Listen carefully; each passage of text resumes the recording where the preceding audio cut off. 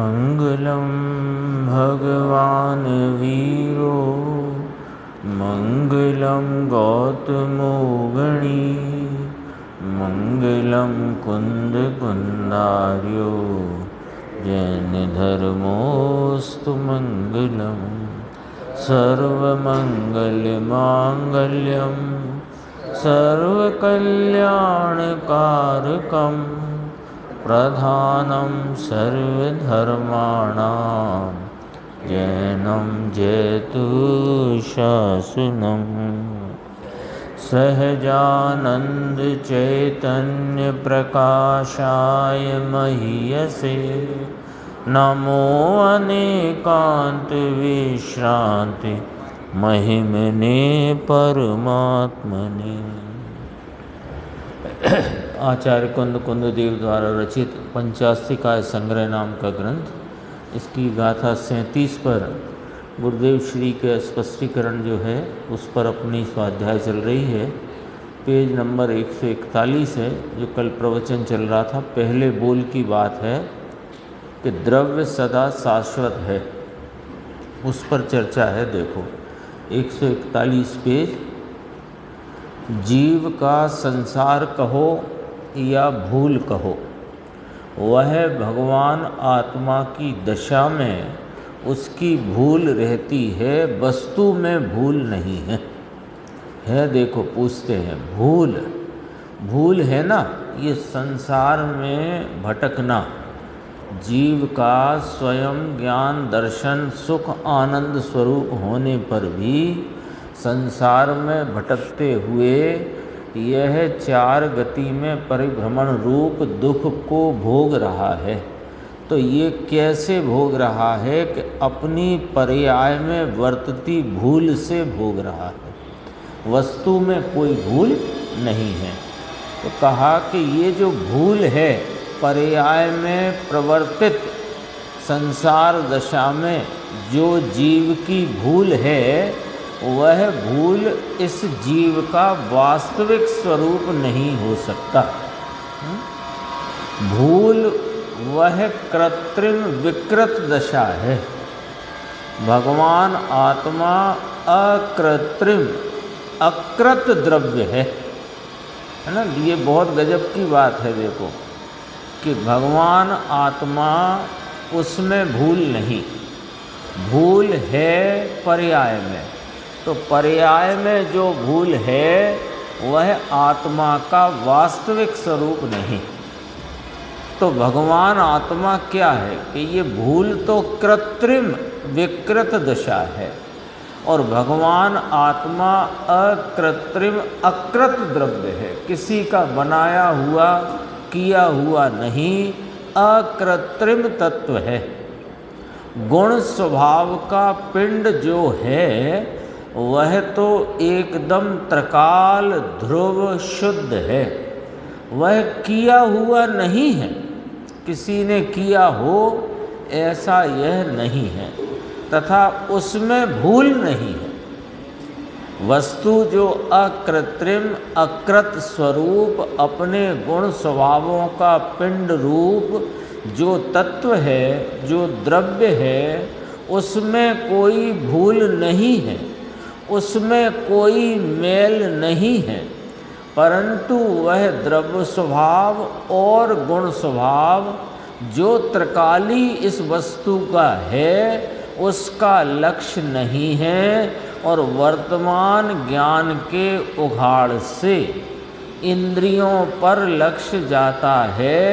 इसलिए उतने को अपना मानकर वहाँ मिथ्यात्व भाव को उत्पन्न करके वह जीव मिथ्यात्व भाव के जीव को जीता है। कितनी संसार का वर्णन देखो, कितना सटीक यहाँ पर रखा। भूल बताई, संसार में परिभ्रमण चल रहा है, निरंतर दुख का वेदन चल रहा है, सुख की कनिका का किंचित वेदन हुआ नहीं। क्यों? क्योंकि परिणति में भूल चल रही है, भूल चल रही है। अब भूल की बात कहते हैं कि ये जो भूल चल रही है ये पर्याय में चल रही है, वस्तु में स्वभाव में कोई भूल है ही नहीं, क्योंकि भूल कृत्रिम रूप से उपजा हुआ एक समयवर्ती भाव है और वस्तु त्रिकाल रही हुई अपने गुण स्वभाव के पिंड रूप यह अभेद तत्व वह अकृत्रिम है, अकृत है, किसी का बनाया हुआ नहीं है। तो फिर ये भूल क्यों चल रही है? अब दूसरा प्रश्न आया। पहले ये जब स्पष्ट किया कि संसार दशा में दुख का निरंतर वेदन करता हुआ सुख की कनिका को भी कभी भोगा नहीं, वेदन किया नहीं, तो ये जो भाव चला आता है ये भूल है।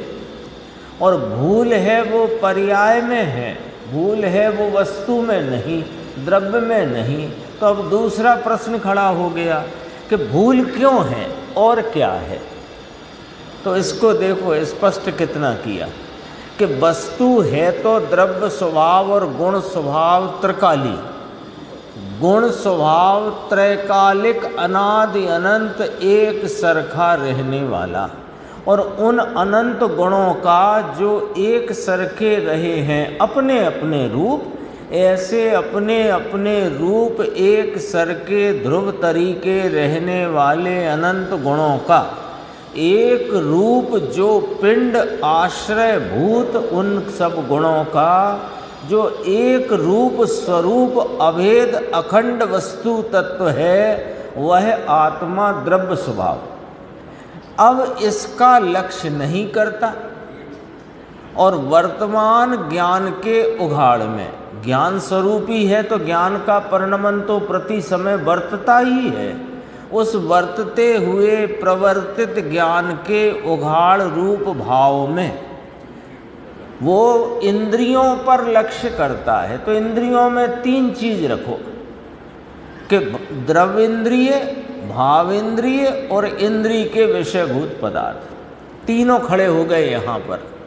इसका लक्ष्य कहाँ है कि प्रवर्तित प्रति समय जो ज्ञान का जानने रूप परिणमन भाव है, उस परिणमन भाव के द्वारा उस परिणमन में जो अपना त्रैकालिक जानन स्वरूपता का प्रवाह है उसको तो लक्ष्य में लेता नहीं, और इंद्रियों के विषयभूत पदार्थों को लक्ष्य में लेता हुआ और उनके ज्ञान रूप परिणमती हुई भावेंद्रिय रूप अपने को मानता हुआ, और द्रव्य इंद्रिय को मैं ना आँख है तो देखता हूँ, कान है तो सुनता हूँ, ऐसी पराधीनता में पड़ा हुआ वहाँ उत्पन्न होते राग देश के वेदन को ही अपना स्वरूप जानता है। यही इसकी अनादि से चली आई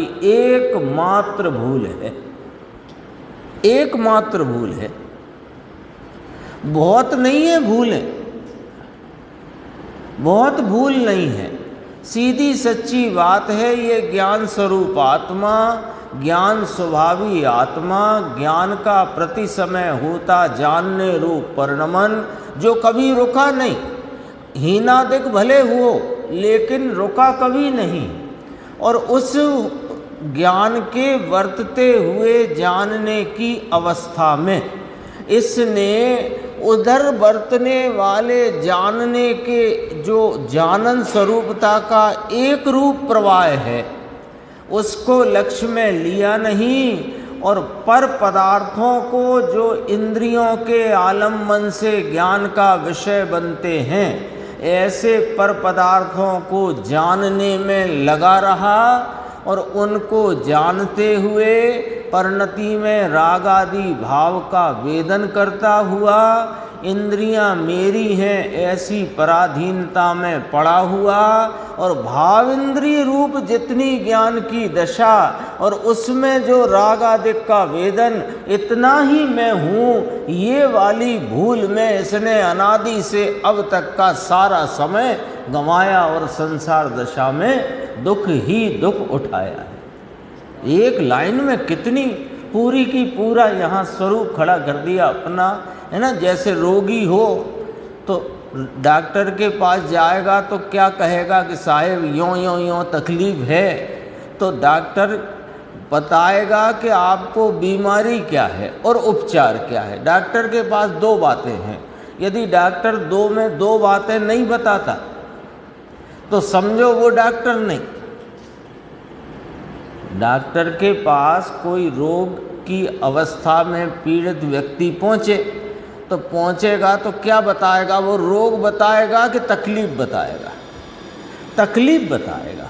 तो तकलीफ़ बताएगा तो डॉक्टर निदान करेगा, यानी क्या बीमारी है ये बताएगा और उपचार बताएगा।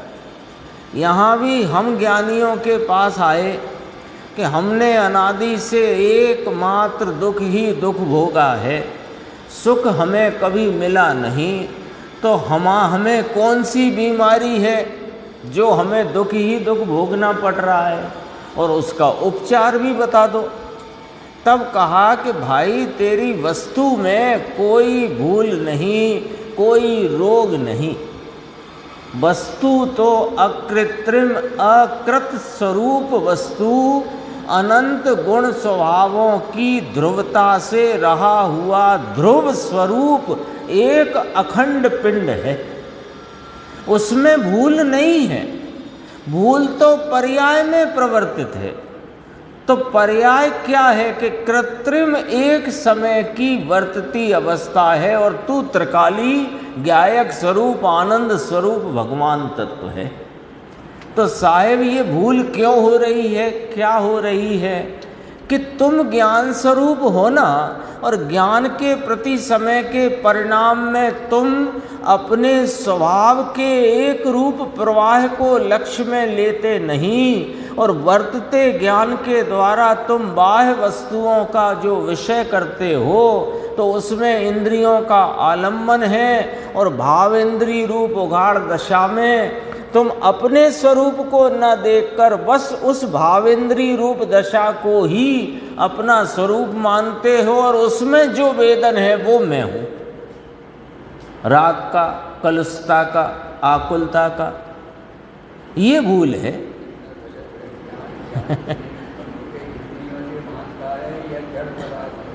ज्ञान की उत्पत्ति बाहर से मानता है, और जितना ज्ञान का परिणाम है उसमें जो कुछ वेदन है सो मैं हूं। अच्छा, श्रद्धा ऐसे ही काम करेगी। श्रद्धा का काम, श्रद्धा को ऐसा स्वयं पर भेद करने का उसमें गुण नहीं, शक्ति नहीं, सामर्थ्य ही नहीं है। श्रद्धा तो ज्ञान में जिस प्रकार का वेदन है उस प्रकारता को वह अपनाती है, अयम करती है। अनादि से पर सन्मुखता की वृत्ति है ज्ञान की, उसमें नियम से राग देश का वेदन है, और यही मैं हूँ ऐसी इस श्रद्धा की का विपरीतपना है। इसी का नाम मिथ्यात्व है। अब क्या हुआ कि जब जो अपने ज्ञान का वर्तमान मत श्रुत ज्ञान रूप जो प्रवाह है, पर्याय में वर्तता ज्ञान का अभी वर्तमान योग्यता प्रमाण मतिश्रुत ज्ञान का प्रवाह है, उस मतिश्रुत ज्ञान में सिर्फ ज्ञेयों की प्रसिद्धि ही नहीं है, वहाँ पर उस काल में भी, जिस काल में ज्ञान की अवस्था में ज्ञेय वस्तुओं के ज्ञेयाकार, ज्ञानाकार रूप, ज्ञानाकार में ज्ञानाकार उन ज्ञेयों के आकार के अनुरूप परिणमित हुआ है, उस ज्ञान विशेष में भी ज्ञान स्वभाव सामान्य एक रूपता से जानन जानन जानन जानन पने से वहाँ पर विद्यमान है। जो 16, 17, 18 गाथा आई ना, अनुभूति स्वरूप भगवान आत्मा आबाल गोपाल सबको अनुभव में आ ही रहा है, तो फिर महाराज हमें क्यों नहीं अनुभव में आता? तुम्हारा लक्ष्य बाहर है। उस एक समय की ज्ञान अवस्था में तुम ज्ञेय की प्रसिद्धि में ऐसे फंस जाते हो कि वहाँ ज्ञान का जो एक रूपता का जानन जानन जानन रूप प्रवाह है उसको लक्ष्यगत करते नहीं तो तुम्हें तुम्हारा ही भाव अनुभव में नहीं आता है। और कौन अनुभव में आता है कि जो तुम्हारा स्वभाव नहीं, ऐसे रागादि कलुषित भाव, आकुलता के भाव, उनका अनुभव करते हो और यही मैं हूँ ऐसा मिथ्यात्व का सेवन करते हो। एक लाइन में कितना गजब है बोलो। वर्तमान ज्ञान के उघाड़ से इंद्रियों पर लक्ष्य जाता है, इसलिए उतने को अपना मानकर वहाँ मिथ्यात्व भाव को उत्पन्न करता है प्रति समय, नया उत्पन्न करता है प्रति समय। उसी ही समय जो ज्ञान के उघाड़ रूप दशा में ज्ञान स्वभाव सामान्य विद्यमान है उसको लक्ष्यगत करे तो वहाँ आनंद का वेदन हो और श्रद्धा उसे अंगीकार करे, मिथ्यात्व का चूरा हो जाए। कितना काम है जय कुमार जी भाई साहब, सिर्फ निगाह पलटने की देर है, सिर्फ लक्ष्य पलट देने की देर है, दिशा बदल देने की देर है।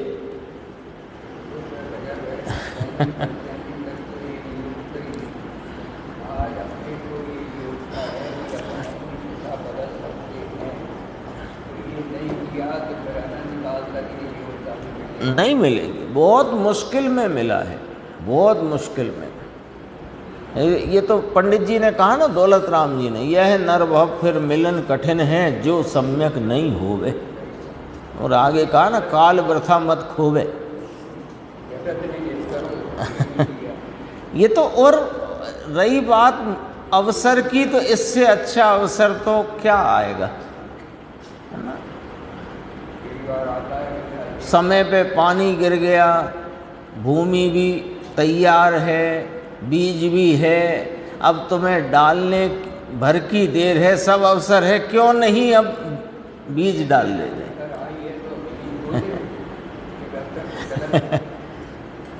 सब हो गया ना, पानी समय पे आ गया, बतर भी हो गई, भूमि भी तैयार है, बीज भी है, डालो। अभी नहीं देखेंगे, अभी जरा जे काम निपटा लें, तो बस निपटाते रहो,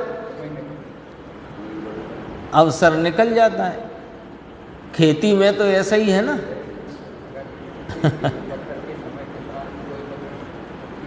वहाँ लेके बैठ जाए, अभी तो बच्चे की शादी कर दें, बच्ची की शादी कर दें, अभी यूँ कर दें, यूँ कर दें, तो वो कहता है ये सब काम बाद में करेंगे, पहले ये करो। करता है कि नहीं करता?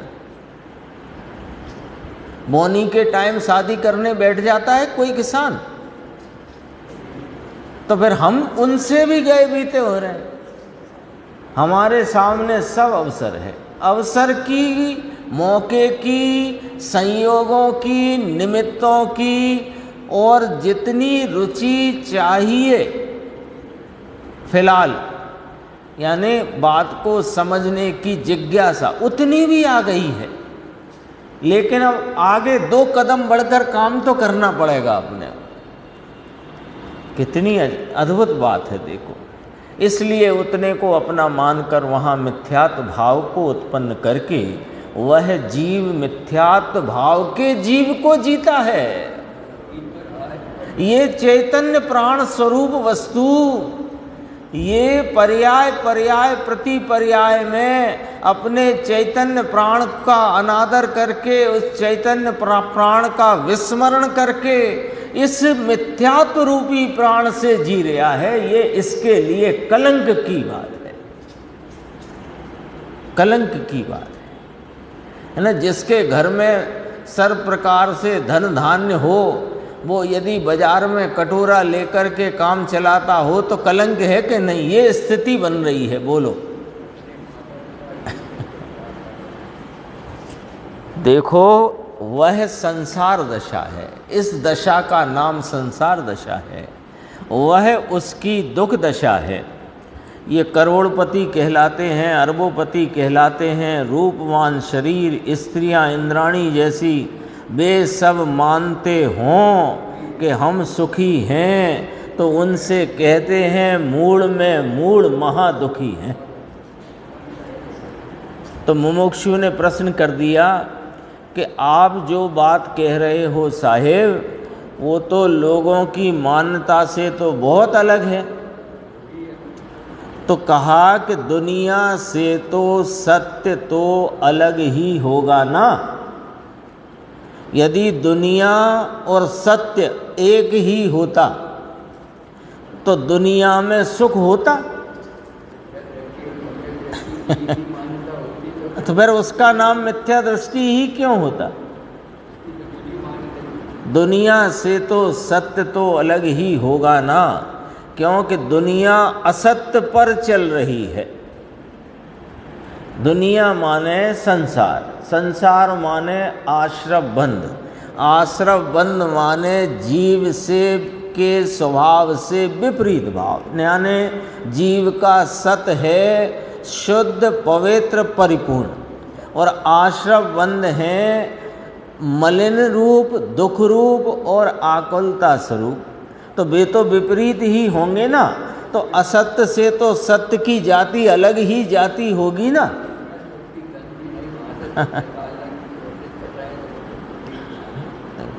करीब अपन 2 पेज आगे आ गए हैं, 143 पेज है। देखो, जीव यह हो एक, जीव एक, अखंड अखंड है, खंड नहीं, वस्तु है ना पूरी। वो जो जिसे लक्ष्यगत करना है, वो जो कि मैं हूँ, जिसे मैंने अनादि से भूल रखा है, जिसका विस्मरण अनादि से मैं करते आया हूँ, वो वस्तु कैसी है कि एक है, अखंड अखंड है, खंड नहीं, वस्तु है ना पूरी। संपूर्ण द्रव्य होने से, वस्तु संपूर्ण होने से उसका ज्ञान, यहाँ ज्ञान से बात ली है, ज्ञान की मुख्यता से कथन है। आनंद शांति वह सब उसका संपूर्ण स्वरूप है, और वह संपूर्ण वीतराग हो, वह संपूर्ण सर्वज्ञ होता है। देखो ये ऊपर क्या सिद्ध किया कि यह जीव यानी कि मैं एक हूँ, एक हूँ, एक रूप हूँ, ओ अखंड स्वरूप हूँ, खंड नहीं। ये जो भावेंद्रीय रूप परिणमन है, पर्याय का, ज्ञान की पर्याय का एक एक समय होता, भावेंद्रीय रूप परिणमन है, ये खंड खंड है, और मैं अखंड ज्ञायक वस्तु हूँ। तो मैं पूरी वस्तु हूँ, मैं संपूर्ण द्रव्य हूँ। तो अब देखो लॉजिक, जब मैं परिपूर्ण हूँ, संपूर्ण हूँ, खंड रूप नहीं, भेद रूप नहीं, अखंड हूँ, अभेद हूँ, तो यह आनंद ज्ञान शांति मेरा संपूर्ण स्वरूप है। ऐसा नहीं है कि कम आनंद, कम ज्ञान और कम शांति मेरा स्वरूप है। ये सब पर्यायों में व्यक्तता के भाव हैं।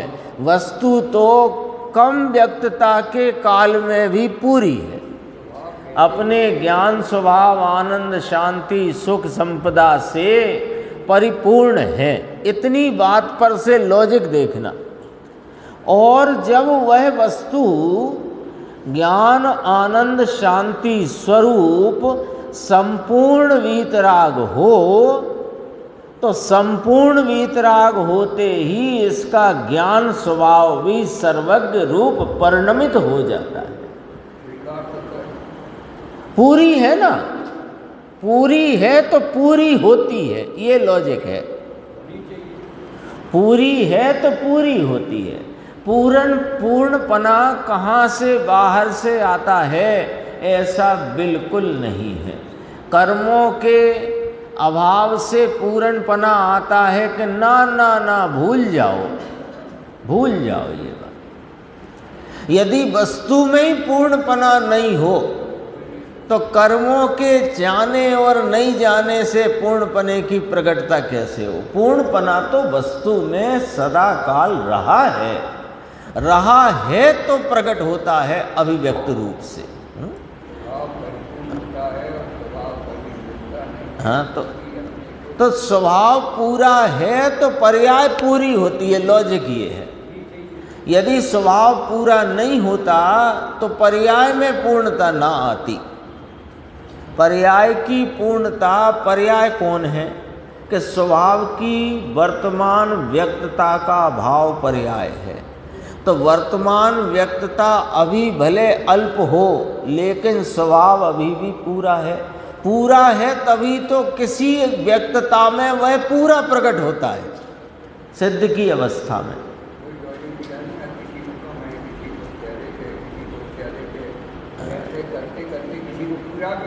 पूरा है, इसमें लिया है, आगे लेंगे अपन उदाहरण 64 पोरी चरपराई वाला।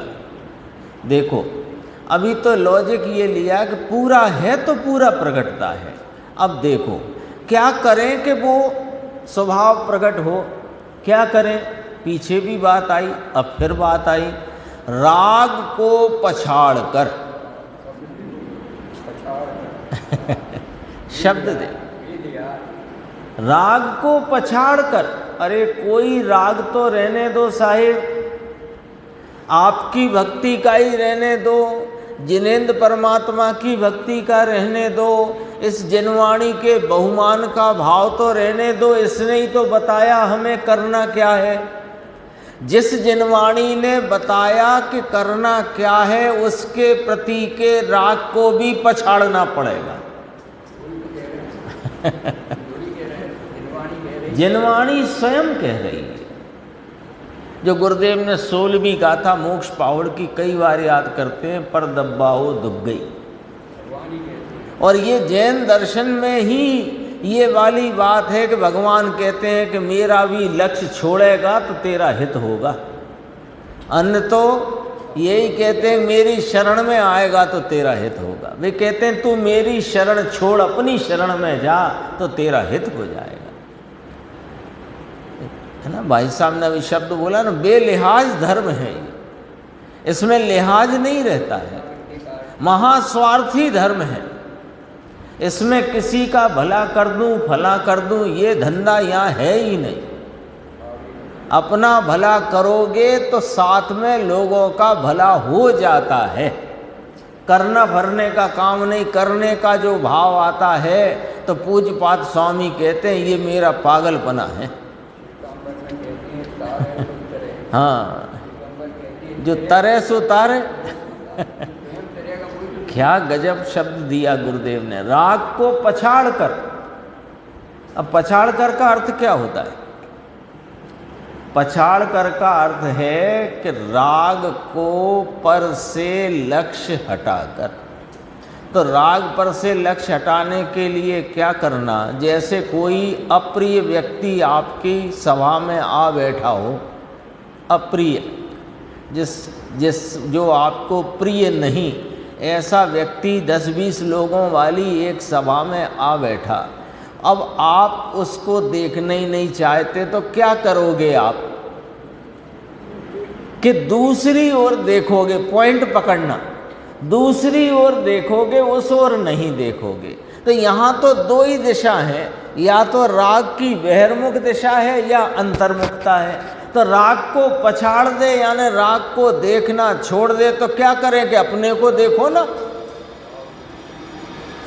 सीधी बात है, उलझन कहीं नहीं है, ये उलझने का मार्ग ही नहीं है। इस पूरे मार्ग में और मार्ग की व्याख्या में उलझन मिट जाए वो वाला मार्ग है। और हम उलझ रहे हैं ज़्यादा जानकारी से, सच्ची कहता हूँ, ज़्यादा जानकारी करने से उलझ रहे हैं। बहुत पढ़ लिया ना, ज़्यादा पढ़ने से परेशान हो गए, क्योंकि जो मुद्दे का था वो तो पढ़ा नहीं, और दूसरी बहुत सारी चीज़ें पढ़ बैठे। 5वें गुण स्थान में आने वाली 11 प्रतिमा का स्वरूप तो पढ़ लिया, लेकिन 11 प्रतिमा में पहली प्रतिमा कहाँ से आएगी ये न पढ़ पाए।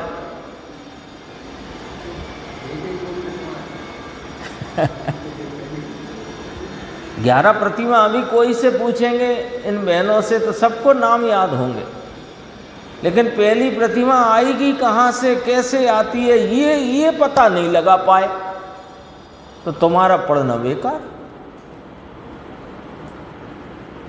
इस भाव से इत्ते कोड़ा कोड़ी का बंद, उस भाव से इत्ते कोड़ा कोड़ी का बंद, इसकी विच्छति, उसका संक्रमण, इसका अपकर्षण, बहुत पढ़ लिया। लेकिन जिसके आलम्बन से कर्म भागते हैं वो कौन है वस्तु, वो न पढ़ी, वो न समझी, समझाई तो उस पर ध्यान न दिया। ये दशा हो रही कि नहीं हमारी? देखो कितना गजब है। तो एक लाइन पे रुक जाने का मन होता है। ऐसी बात गुरुदेव श्री की आती है। देखो, राग को पछाड़कर स्वयं का आश्रय लेकर पहली दृष्टि में संपूर्णता को प्रतीति में लेओ, अनुभव में लेओ, फिर संपूर्ण में स्थिरता होने पर, अखंड एक में स्थिरता होने पर, अखंड एकता नाम पर्याय में पूर्ण केवल ज्ञान आदि प्रकट होता है। उसे सिद्ध पद कहा जाता है, उसे सर्वज्ञ पद कहा जाता है। इससे सुंदर व्याख्या, सरल व्याख्या कहाँ मिलेगी? लेकिन अब वो अकेली व्याख्या सुनने का काम तो छोड़ना पड़ेगा। जो उसमें निरूपित किया उसको क्या कहा कि राग को पछाड़ना है, तो अब राग को छांटा भी नहीं बंद करो, ये वाला राग रखना और वो वाला छोड़ना। अभी भूमिका, अरे भूमिका अन्य अज्ञानी की कोई भूमिका मोक्ष मार्ग में नाम नहीं है। अज्ञानी की किसी भूमिका का नाम मोक्ष मार्ग की किसी भूमिका में आएगा क्या? बताओ आप, आ सकता है क्या? अरे मोक्ष मार्ग की भूमिका ही यहाँ से शुरू होती है। राग को पछाड़कर स्वयं का आश्रय लेकर पहली दृष्टि में संपूर्णता को प्रतीति में लो, अनुभव में लो, यहाँ भूमिका का जन्म होता है।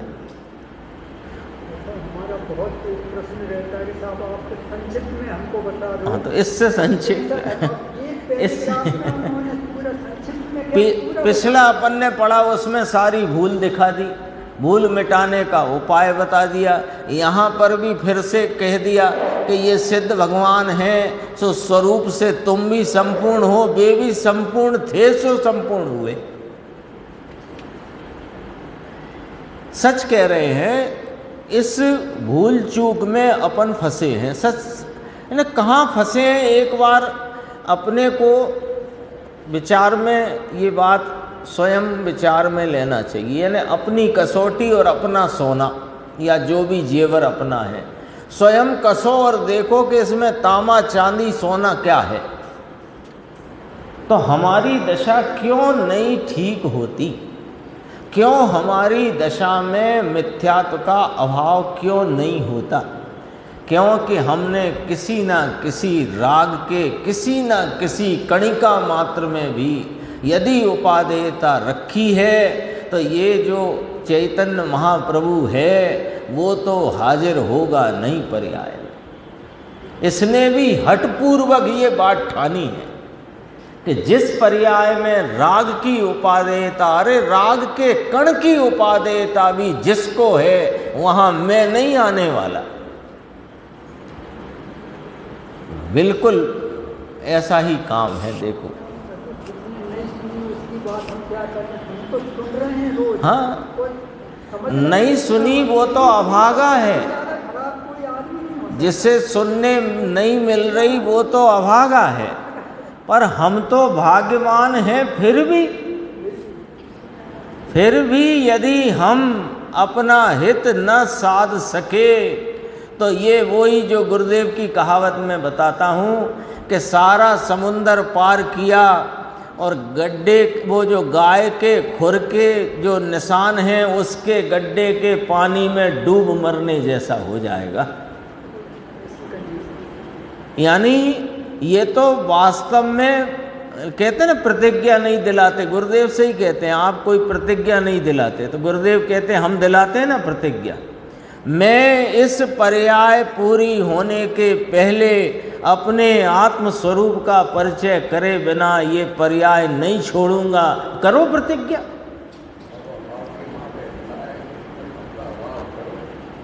आप प्रतिज्ञा ही नहीं दिलाते कोई। ये प्रतिज्ञा करो ना जो करने लायक है। वे प्रतिज्ञाएं तो जब तुम्हारी स्थिरता विशेष बढ़ेगी, गुणस्थान 5वां आएगा, 2 कषाय चौकड़ी की अभाव रूप दशा होगी, तो मैं स्वतः सूझ जाएंगी, स्वतः सूझ जाएंगी, जरूरत नहीं पड़ेगी अंदर में। ये क्यों नहीं प्रतिज्ञा करते कि ये पर्याय पूरी होने के पहले हमें अपने चैतन्य तत्व का परिचय अपनी ज्ञान अवस्था में संचेतन रूप प्रतीति रूप प्राप्त करना है। प्रतिज्ञा करो।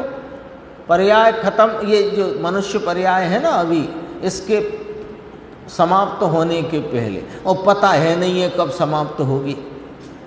किसी को पता हो अपना तो बता दो भैया, तो नहीं पता तो समझो आज ही पर्याय पूरी होने वाली है। उसका भी एक बेंश्री का बोल है, मौत का नगाड़ा सिर पर बज रहा है। बहुत देखो, ये बहुत मार्ग संजीदगी का है ना, बहुत सीरियस मार्ग है ये, सीरियस संजीदगी का काम है यहाँ पर। ऐसे ही सुन सुन के टाइम निकालने का काम नहीं है। सच्चाई तो ये है। देखो आगे, ये तो अपन ने कल पढ़ लिया, एक दिन में हम कितना याद रखें, तो उन्होंने कहा ये याद नहीं रखना पड़ता, 2 दूनी 4, 4 चौका 16 पढ़ लिया था कल। 144 में ये उदाहरण यहाँ रखा, जो बात पहले कही थी ना, संपूर्ण परिपूर्ण स्वरूप है तो पर्याय में परिपूर्णता की प्राप्ति होती है। देखो 64 पहरी चरपराई वाली लींडी पीपर, उसमें 50-60% या 50-60 पहरी उसकी चरपराई जो प्रकट है वह अपूर्ण है ना। वो जो लींडी पीपर, बहुत उदाहरण आता है गुरुदेव का, छोटी होती है, काली होती है, देखने में भी ऐसी लेड़ी जैसी होती है, चूहे की लेड़ी जैसी, लेकिन उसमें 64 पुटी माने 100%। पहले 64 आना होते थे ना, तो 64 पहरी बोलते थे। अब तो 100 पैसे का रुपया है और परसेंट भी चल गया है बोलचाल में, तो 100% चरपराई। अब उसमें 80%, 90% चरपराई प्रकट हुई हो तो वह चरपराई अपूर्ण है ना। यहाँ से बात को पकड़ना है। 64 पहरी माने 100% पूरी प्रकट हो, वह पूरी है। सिद्धत्व क्या है? आत्मा के अनंत गुणों की परिपूर्णता का प्रकट पने, व्यक्त पने भाव की उत्पत्ति हुई, उसका नाम सिद्धत्व है।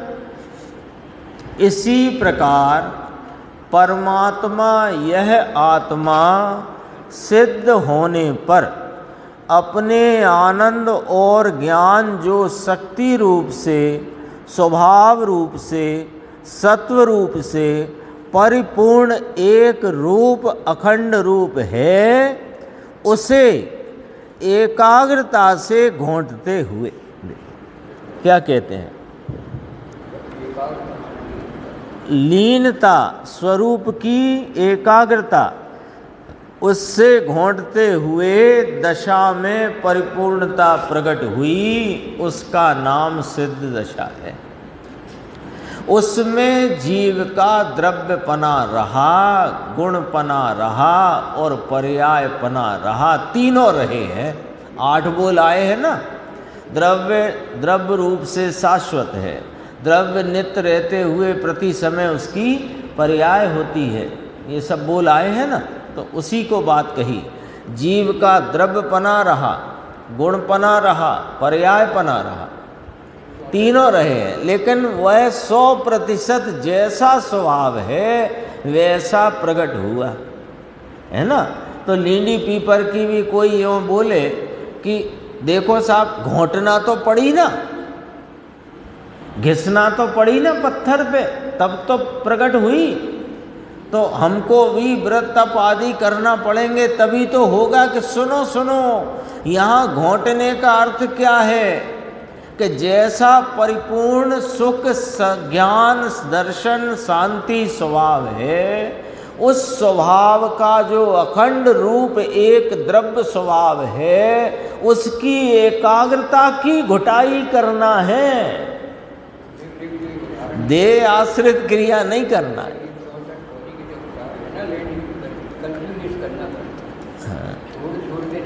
हाँ, तो यहाँ तक कहते हैं कि गोली क्या होती है, उसको एक आदमी फट गया हो ना, तो दूसरा उसी समय पकड़े, तो इसकी भी ज्ञान की स्वरूप में यानी मूल बात तो रहे तो केवल ज्ञान की। हाँ, मूल बात है कि घुटाई एकाग्रता की करना है। तुम जहाँ अन्य देह आश्रित क्रिया को उस देख रहे हो तो तुम्हारी भूल है, एकाग्रता। सिद्ध में अब एक बात और आई, ये बात बहुत लोगों को थोड़ी पचती नहीं है और वो यहाँ बोल आ गया है तो उसको भी याद किया। सिद्ध में पर्याय पना रहता होगा कि नहीं? अब सिद्ध हो गए, अब काई की पर्याय, ऐसे भी कई लोग कहते हैं।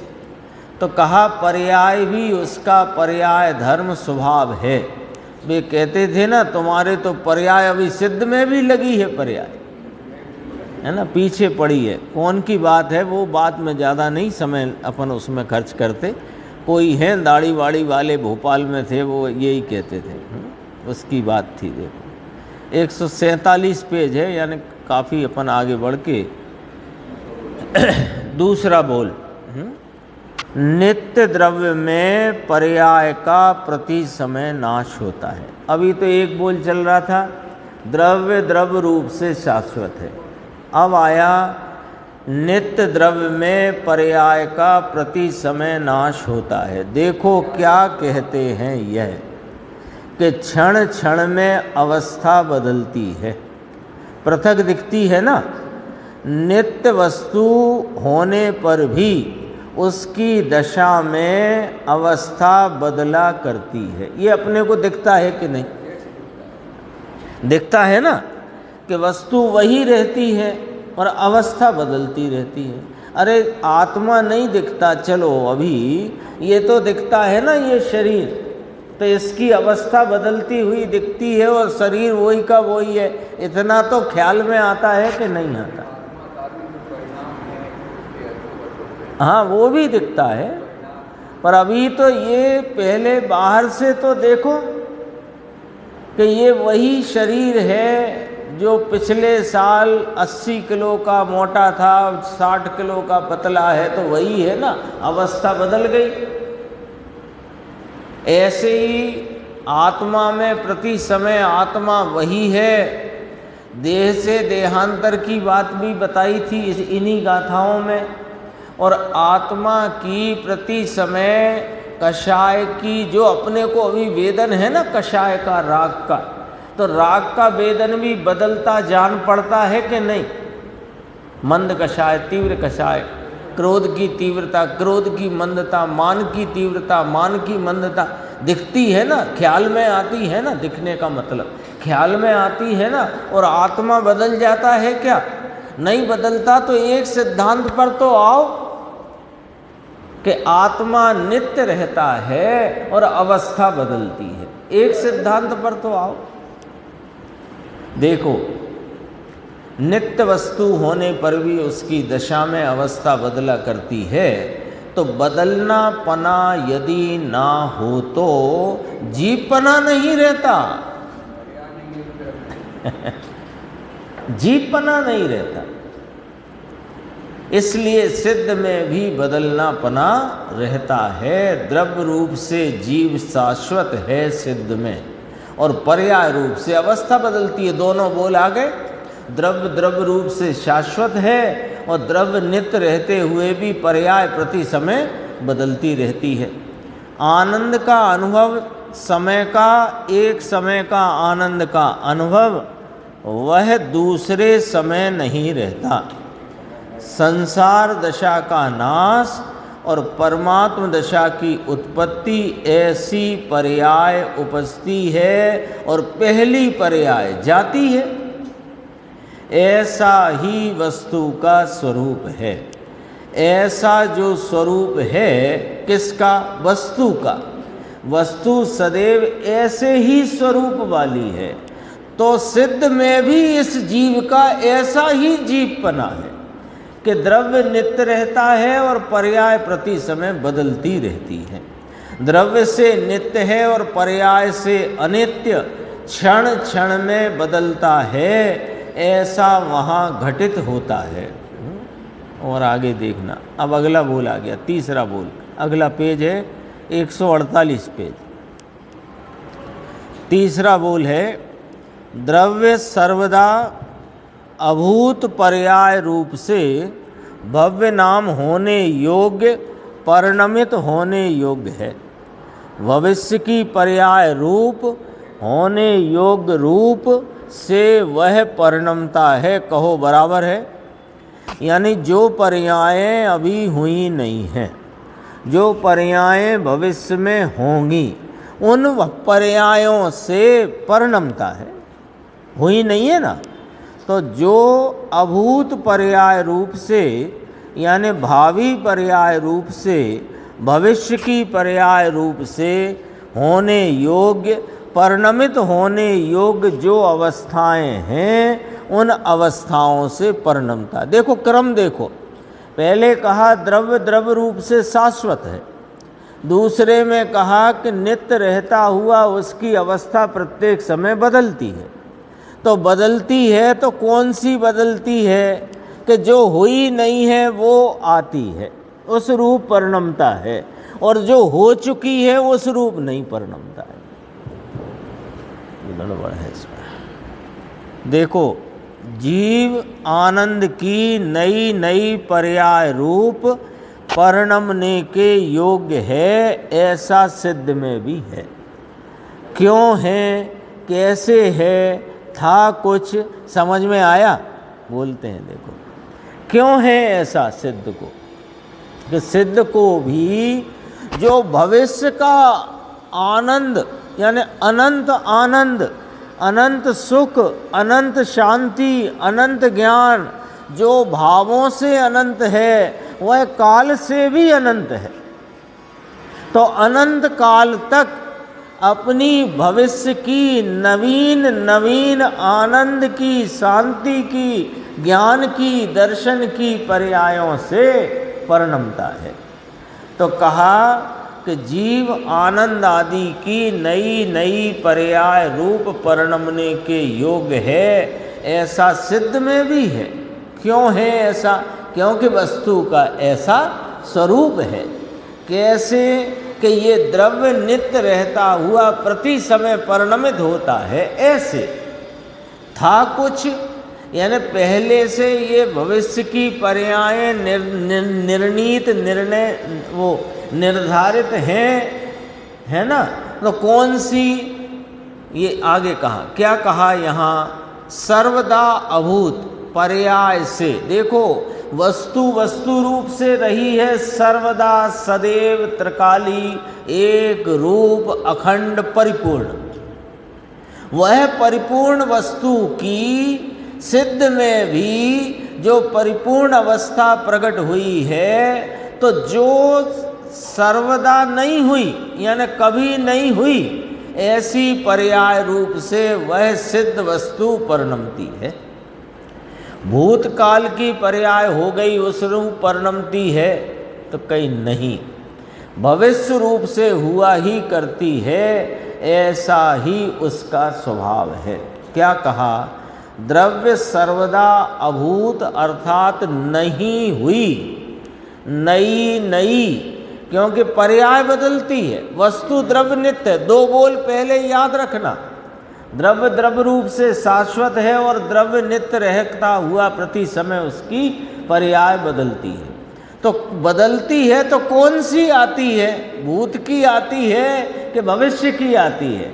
कि जो भविष्य की हैं पर्यायें वे उन भावों में वह सिद्ध भी वस्तु होने के कारण वह भविष्य की पर्यायों में आनंद की, ज्ञान की, शांति की, वीतरागता की पर्याय में परिणमता है।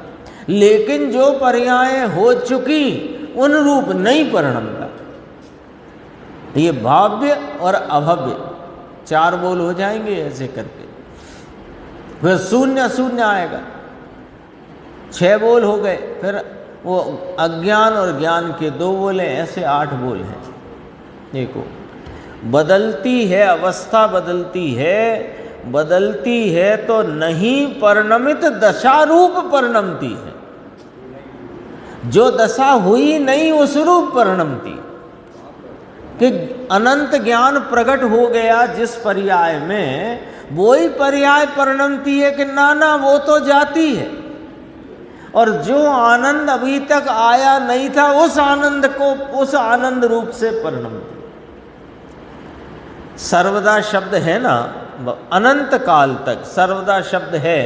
भविष्य में अब सिद्ध की पर्याय परिणमती रुक गई क्या? अंतिम पर्याय सिद्ध की आ गई, ऐसा होता है क्या? अंतिम अर्थात क्या? अनादि अनंत में अंतिम क्या?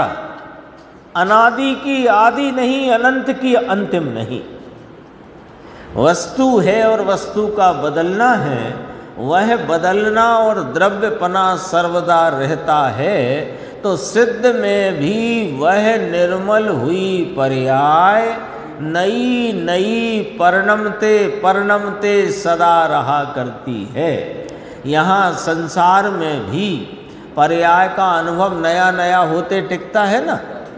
अपन ने अभी बात करी थी कषाय की तीव्रता मंदता जो भी है, नए नए विकार का अनुभव है। वहाँ निर्विकारी पर्याय का नया नया अनुभव होते, वहाँ माने सिद्ध अवस्था में निर्विकारी पर्याय का नया नया अनुभव होते, भविष्य में नहीं हुई ऐसी पर्याय पने परिणमता है। समझ में आया या नहीं इसमें?